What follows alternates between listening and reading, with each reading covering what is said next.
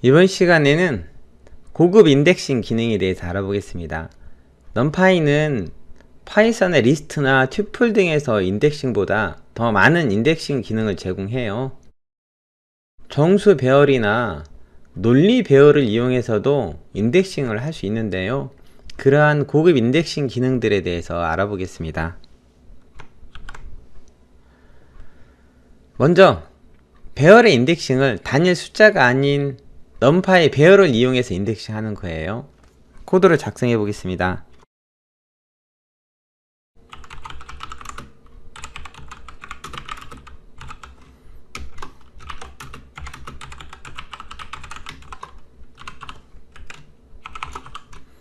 A라는 배열은 0부터 12까지 제곱값을 가져요. 자, 여기서 보통의 경우에는 A 배열에 2번 인덱스를 뽑아주세요, 이런 식으로 인덱스를 스칼라 값을 가진다든가, 아니면은 슬라이싱 해서 값을 가질 수가 있죠. 그런데 인덱싱 하기 위한 인덱스를 배열로 만들어 줄 수 있다는 거예요. i는 mp.array 해서요 1, 1, 3, 8, 5 이렇게 인덱싱 하기 위한 것을 배열로 만들었고, 이 배열을 이용해서 A로부터 인덱싱 할 수가 있습니다. 이렇게 해서 뽑은 결과는요, 인덱스 배열의 모양을 그대로 따라가게 돼요. 인덱스 배열은 일행 그리고 항목이 5개 있는 거잖아요. 그 5개는 A라는 배열의 1번 인덱스, 1번 인덱스, 3번 인덱스, 8번 인덱스, 5번 인덱스 값을 꺼내와서 새로운 배열로 만들어주죠. 인덱스는 당연히 다차원으로도 만들 수 있어요. 결과는 인덱스의 차원과 같죠. 이 경우에도 이번에는 인덱스를 2차원으로 만들어 보겠습니다.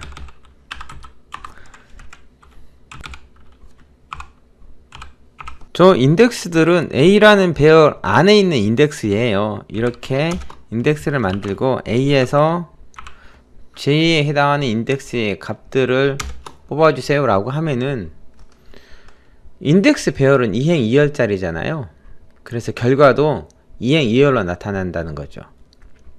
자, 이렇게 인덱싱을 할 수가 있습니다. 그 결과는 인덱스의 차원과 같다는 거죠. 이걸 응용한 몇 가지 예가 있는데요. 그 중에 하나가 이미지 저장을 팔레트 인덱스 배열을 이용해서 저장하는 예예요. 화면에 보시면은 팔레트가 있죠. 팔레트라는 변수는 이러한 값을 가지고 있어요. 첫 번째는 000인데 이거는 RGB 값이라고 가정을 하고 생각하겠습니다. RGB 값이 전부 다 0이면 검정색이고요. 그 다음에 RGB 값이 레드 255, 그 다음에 그린 0, 블루 0이면은 빨간색 성분이 모두 다 들어간 레드가 되고요.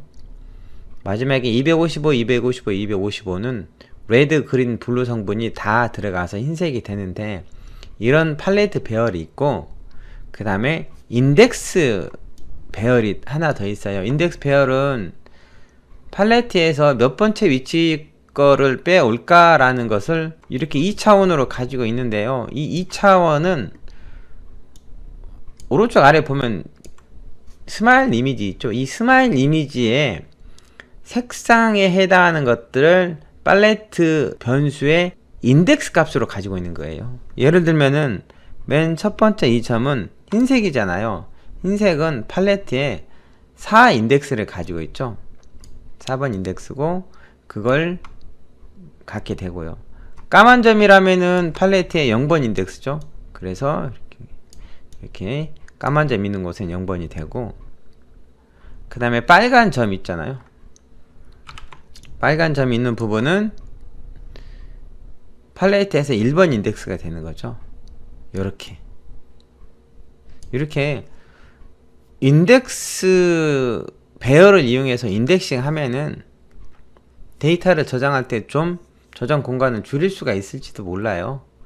이거 경우에는 모든 화소들을 RGB 값으로 저장한다면은 가로 10픽셀, 세로 10픽셀이므로 총 300바이트 용량이 필요하거든요. 인덱스 배열을 이용하면은 여기 있는 자료 정보만 저장할 수 있으면 충분하죠. 인덱스 배열을 이용해서 100바이트, 그 다음에 팔레트를 위해서 15바이트만 있으면 되잖아요. 자, 이렇게 이거는 이미지 저장을 하는 한 사례로 보는 거고요. 보통 이렇게 잘 안 써요. 그냥 설명하기 위한 거죠. 이 코드는 여러분이 나중에 시간이 되면 한번 직접 작성해 보시기 바랍니다. 다차원 배열로 인덱스를 정의를 할 수가 있어요. 자, 그런데 그때 각 차원에 대한 인덱스 배열은 전부 다 동일한 모양이어야 된다라고 했는데요. 이 부분은 결과를 이해하기가 그렇게 쉽지는 않을 수도 있어요. 집중해서 좀 들었으면 좋겠습니다. 먼저 설명부터 하죠. 여기는 3행 4열짜리 A라는 배열이 있어요. 3행 4열짜리 A라는 배열에서 0, 1, 1, 2에 해당하는 인덱스를 뽑아내는 거예요. 그런데 원본 배열이 2차원이잖아요. 원본 배열이 2차원인데 나중에 인덱싱을 할 때에도 2차원 구조로 줄 거예요. 근데 현재는 A에서 인덱스 배열에 해당하는 것만 뽑아내잖아요. 그러면은 이 뒤에 뭐가 생략됐냐면은 열에 해당하는 인덱스가 생략된 거죠. 현재 행에 대한 인덱스만 인덱스 배열로 뽑아줘라 라고 하는 건데, 그러면은 배열을 이용한 인덱싱의 결과는 인덱스 배열의 모양을 그대로 따라간다고 했잖아요.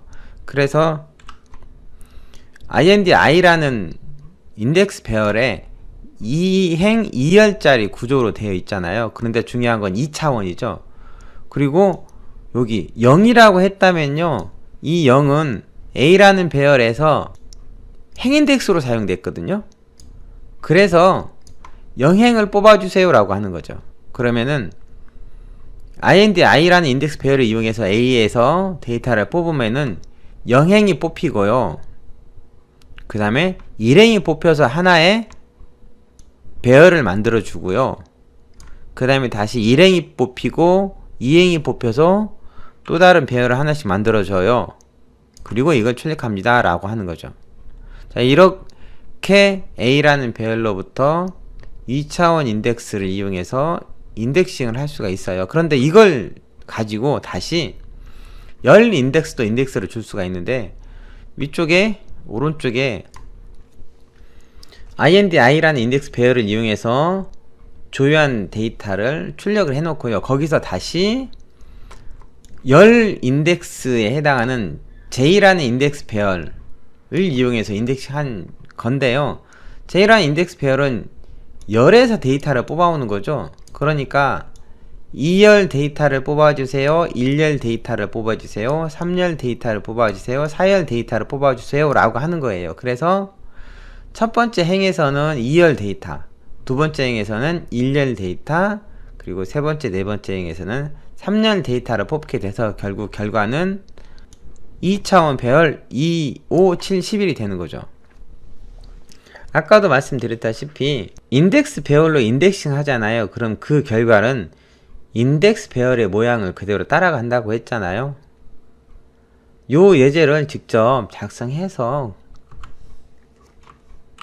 어떻게 동작하는지 직접 살펴보겠습니다.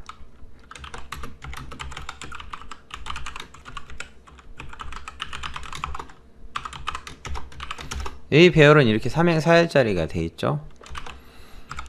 A에서 행인덱싱을 하는데요, 여기다 뭘 집어넣어 주냐면요, m.array 해서 직접 0, 1 0행과 1행 가지고 배열을 하나 만들어 주고요, 그리고 다시 1행과 2행 가지고 배열을 만들어 주세요 라고 하는 거죠. 뒤에 콤마는 생략해도 되죠. 이렇게 하면은 0행 1행 1행 2행 데이터를 가지고 배열을 만들어 주죠. 여기에 이번에는 열 인덱스를 인덱스 배열로 줄 거예요. mp.array 하고요, 이번에는 여기다가 2,1. 이 말은 순서대로 2열, 1열 데이터가 뽑혀라 이거예요. 그리고 그걸 이용해서 하나의 배열을 만들어 주고요. 그리고 3 하면요 3열 그리고 또 3열에 해당하는 데이터를 뽑아줘서 하나의 배열을 만들어라 이거죠. 실행을 시켜 보면은 이렇게 2, 5, 7, 11이 되는 거예요. 중요한 거는 인덱스 배열로 인덱싱을 할 때 그 결과는 인덱스 배열의 모양을 그대로 따라간다는 거죠.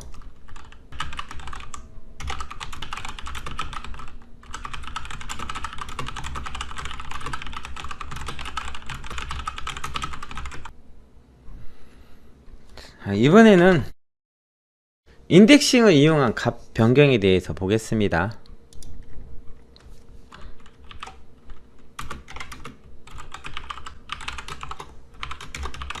A 배열을 만들어 놓고요. A에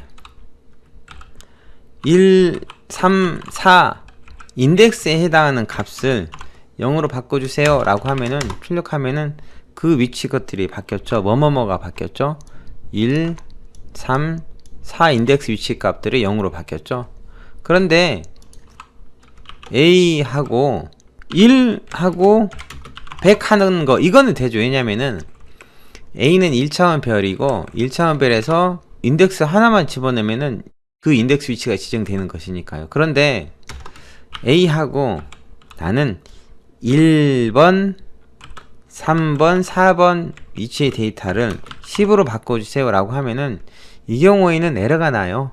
항상 에러는 아니겠죠. A가 만약에 3차원이고 행은 3행 이상, 열은 4열 이상 가지고 있다면은 저건 에러는 안 나겠지만 현재 A는 1차원짜리예요. 그래서 인덱스가 너무 많은 거죠.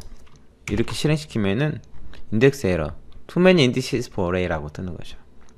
자, 그런데 다시 A를 초기화 시키고요.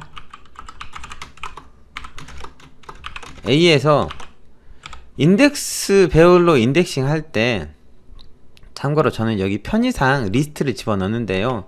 사실은 리스트를 이용해서 인덱싱 할 경우하고 배열을 이용해서 인덱싱 할 경우하고 2차원은 다르게 동작을 해요. 그건 주의하셔야 됩니다. 0, 0, 2 위치의 것을 10, 20, 30으로 바꿔주세요 라고 하면은 인덱스가 두 번 사용이 됐죠. 그렇게 되면은 첫 인덱스에 의해서 10이 들어가고 두 번째 인덱스에 의해서 20이 다시 들어가서 결국은 가장 마지막에 대입된 값만 남게 된다는 거죠. 실행시키면은 이렇게 20이 남죠. 그런데 복합 대입 연산자를 사용할 때는 상황이 좀 다를 수도 있어요.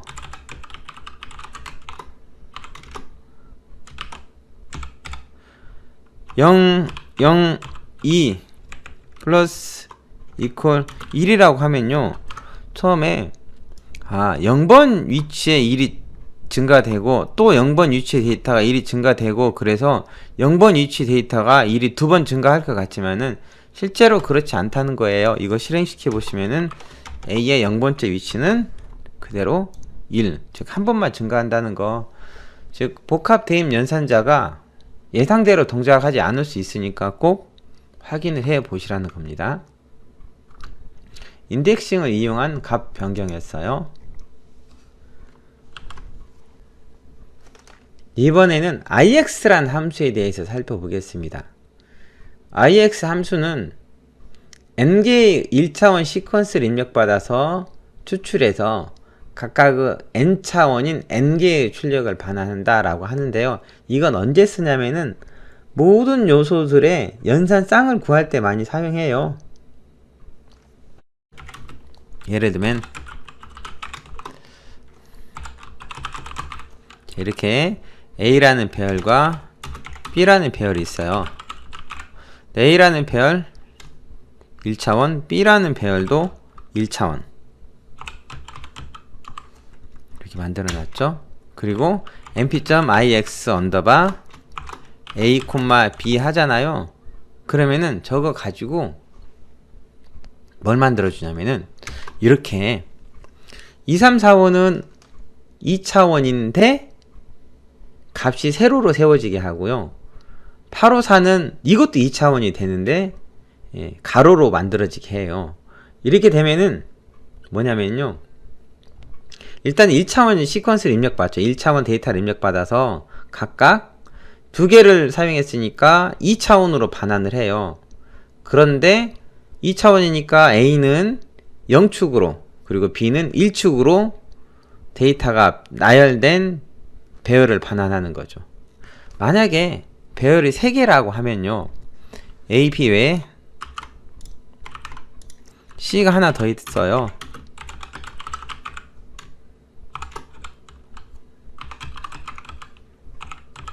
이렇게 3개가 있는데 mp.ix 언더바 a, b, c 하잖아요. 그러면은 1차원 시퀀스를 3개를 입력받아서 저거는 3차원을 출력하는 거예요. 3차원을 출력하는데 A는 2, 3, 4, 5가 0축으로 배치가 되고요, B는 1축으로 배치가 되고 C는 2축으로 배치가 되게끔 만들어진다는 거예요. 실제 보시면은 2, 3, 4, 5는 0축으로 배치가 되니까 3차원 0축에 2, 1축에 3, 2축에 4, 2축에 5 이렇게 되는 거고요. 854는 1축을 기준으로 배치가 되는 거죠. 1축은 행이죠. 그러니까 잘 보시면은 이렇게 8, 5, 4에서 행 인덱스가 바뀌는 것으로, 즉 세로로 위에서 아래로 배치가 되는 거고요. C는 2축으로 만들어지잖아요. 그래서 2축은 열이잖아요. 그래서 열 인덱스가 바뀌게끔 이 데이터가 만들어지는 것입니다. 이렇게 ix 함수를 이용하면은 n개의 1차원 시퀀스를 입력받아서 그 데이터로부터 n차원인 n개의 출력을 반환해줘요. 자, 이걸 어디다 쓸까요? 이걸 사용하는 경우는요, 1차원 데이터를 가지고 어떤 연상의 모든 쌍의 결과를 얻고 싶을 때 쓰는 거예요. 예를 들어서 A와 B를 더한 결과를 얻고 싶어요 라고 하는데, A의 모든 값과 B의 모든 값이 다 매핑돼서 더해지게 하고 싶어요 라고 하면은 mp.ix 언더바 a, b 얘는 제가 ax, bx로 받겠습니다. 받아서 이렇게 계산하면 되죠. ax 플러스 bx 라고 하면은 a와 b 모든 값들이 더해진 쌍조합을 반환하게 되는 거죠.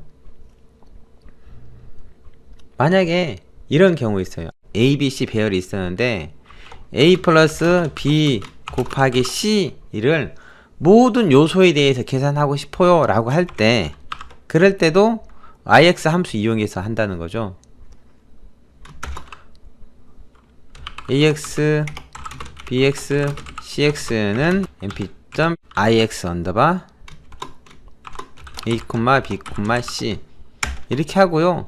ax 플러스 bx 곱하기 cx 하면은 모든 쌍조합을 얻을 수 있다는 것입니다.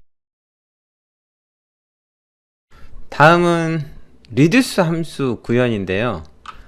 리듀스 함수는 매개 변수로 함수와 값들을 입력받아서 각 요소에 함수를 적용하고 그리고 하나의 결과값을 반환하는 함수를 말하는 거예요.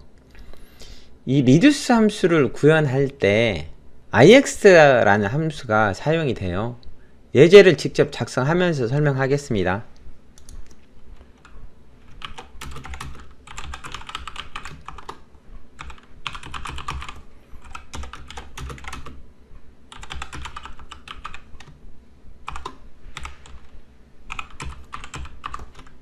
자, A와 B 배열이 있고요.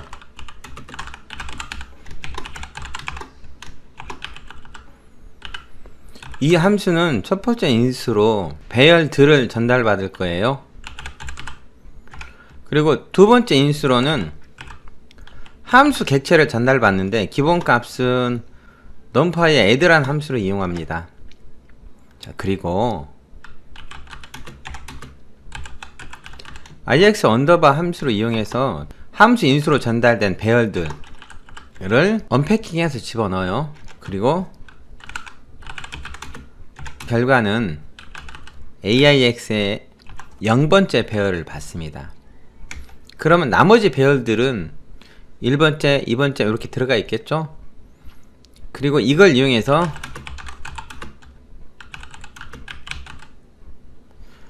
AIX라는 리스트에 1번째 거부터 끝까지를 반복문을 실행시켜요. 그리고 result는 함수를 호출하는 거죠. 만약에 함수를 지정하지 않으면은 기본적으로 add라는 함수가 사용이 될 거고, 그럼 이 add라는 함수는 AIX 0번째 거와 그 다음에 반복문 실행할 때 아이템 거가 계산이 돼서 리절트 저장하고요. 그 다음 다시 반복문이 실행이 돼서 그 다음 데이터가 계속 더해지는 거죠. 반복문이 끝나면은 return result 해요. 이렇게 함수를 만들어 놓죠. 그러면은 아까 A라는 배열과 B라는 배열이 있었잖아요. reduce func A, B 이렇게 하면은 A와 B 모든 요소들이 func라는 매개변식 기본값이 add잖아요. 그래 더해져서 모든 요소들의 더한 결과가 반환이 되는 것이죠. reduce func A, B func는 mb.divide라고 하면은 A와 B의 모든 요소들이 나눠져서 결과 배열을 반환하는 거죠. 이렇게 IX 함수를 이용하면은 1차원 배열들을 전달받아 가지고 함수를 적용시켜서 하나의 결과를 반환하도록 reduce 함수를 구현할 수도 있어요. 참고로 알아두세요. 고급 인덱싱에 대해서 알아보고 있습니다. 그런데 인덱싱에서는요, 인덱스를 배열을 줄 수 있었잖아요. 그런데 배열이 아닌 논리값을 이용해서도 인덱싱이 가능해요.